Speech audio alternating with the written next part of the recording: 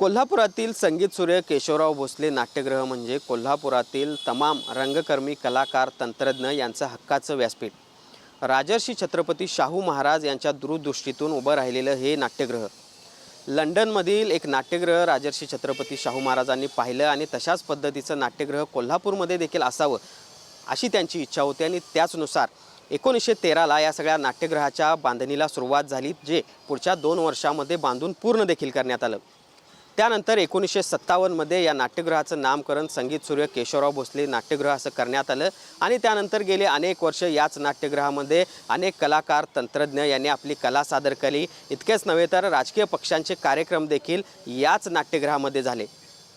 मात्र 2 वर्षापूर्वी ऑगस्ट 2024ला या नाट्यगृहाला आग लागली आणि हे सगळं नाट्यगृह आगीच्या भक्षस्थानी पडलं। खरं तर हे नाट्यगृह आगीच्या भक्षस्थानी पडल्यानंतर आपण पाहिलं असेल की अनेक रंगकर्मी अक्षरशः या ठिकाणी ढसाढसा रडल्याचं आपण पाहिलं। भावनिक नातं त्यांचं या सगळ्या केशवराव भोसले नाट्यगृहाशी झालेलं होतं आणि असं असताना पूर्णपणे हे सगळं नाट्यगृह आगीच्या भक्षस्थानी पडलं। जळीत कांड मोठ्या प्रमाणावर या ठिकाणी झालं। त्यानंतर या सगळ्या प्रकाराची राज्य सरकारनं गंभीर दखल घेतली। कोल्हापुरातील रंगकर्मींची लोकप्रतिनिधीच्या भावनांची दखल घेतली आणि या सगळ्या नाट्यगृहाच्या पुनर्बांधणीला सुरुवात देखील केली। गेली 2 वर्ष या सगळ्या नाट्यगृहाच्या पुनर्बांधणीचं काम सुरू होतं आणि आता हे काम अंतिम टप्प्यात आलंय। राज्य सरकारनं या पुनर्बांधणीसाठी मोठी आर्थिक मदत केली, त्याचबरोबर लोकप्रतिनिधी देखील उत्स्फूर्तपणे आपला वैयक्तिक फंड या सगळ्या नाट्यगृहाच्या पुनर्बांधणीसाठी दिल्याचं आपण बघितलं। मात्र एकूणच आता या सगळ्या नाट्यगृहाचं काम पुनर्बांधणीचं काम अंतिम टप्प्यात आलेलं असताना आणि जिल्हा प्रशासनाकडून या सगळ्या नाट्यगृहाच्या उद्घाटनाचा घाट घातला जात असतानाच आता नव्या 2 वादांनी तोंड फुटलेलं आहे। एक तर पहिला वाद म्हणजे हे नाट्यगृह खाजगी तत्वावर चालवायला देण्यात येणार असल्याचा आरोप किंवा तसा दावा रंगकर्मींकडून केला जातोय। कोल्हापूर महानगरपालिकेच्या विशेष सभेमध्ये देखील तशा पद्धतीचा ठराव आहे तो करण्यात आलेला आहे आणि खाजगीकरणाआडून किंवा भाडे तत्वावर हे सगळं नाट्यगृह देण्याच्या आडून हा सगळा नाट्यगृह खाजगी लोकांच्या घशात घालण्याचा डाव असल्याचं देखील रंगकर्मीचं म्हणणं आहे आणि त्याच अनुषंगानं आता रंगकर्मींनी आंदोलनांना देखील सुरुवात केलेली आहे।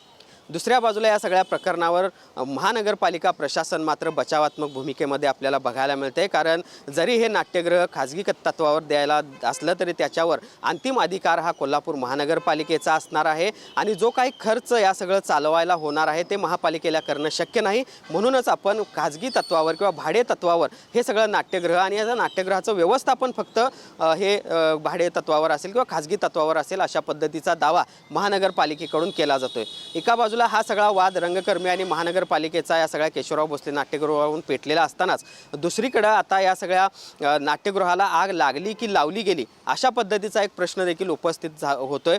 कारण 2 वर्षापूर्वी ज्यावेळी या सगळ्या नाट्यगृहाला आग लागली त्यानंतर या सगळ्या परिसराची फॉरेन्सिक तपासणी करण्यात आलेली होती आणि त्याचा अहवाल आता काही दिवसापूर्वी समोर आलेला आहे, ज्यामध्ये या सगळ्या नाट्यगृहाच्या परिसरामध्ये काही पेट्रोलचे कॅन आणि काही आक्षेपार्ह डाग जे ज्वलनशील पदार्थाचे असतात असे डाग काही आढळून आलेले आहेत आणि त्या दृष्टीनं आता पोलीस देखील तपास करतायत। मात्र पोलीस तपास रखडलेला असतानाच हा अहवाल समोर आलेला आहे। एका बाजूला खाजगीकरणाचा प्रश्न उपस्थित झालेला असतानाच दुसरीकडे हा फॉरेन्सिक अहवाल देखील समोर आल्यामुळं आता नेमकं केशवराव भोसले नाट्यगृहाच्या बाबतीत काय घडतंय असा प्रश्न सामान्य कोल्हापूरकरांना पडताना आपल्याला बघायला मिळतोय। त्यामुळं आता या सगळ्या जे काही जळीत कांड झालं त्याची पुनर्चौकशी करण्याची मागणी देखील सामाजिक कार्यकर्त्यांकडून केली जाते।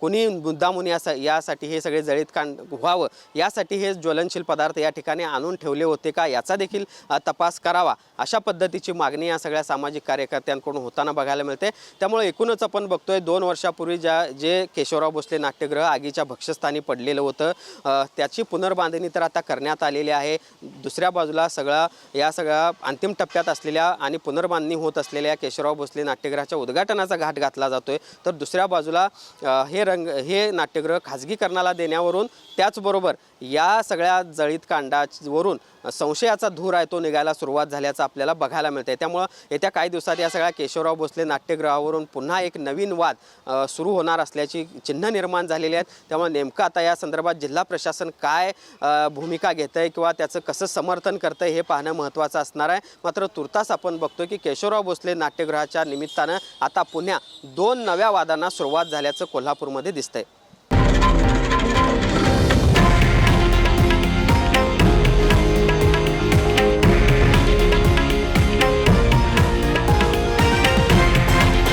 हे आहे देशातील नंबर 1 न्यूज नेटवर्क आणि आपण पाहत आहात TV9 मराठी, एकमेव.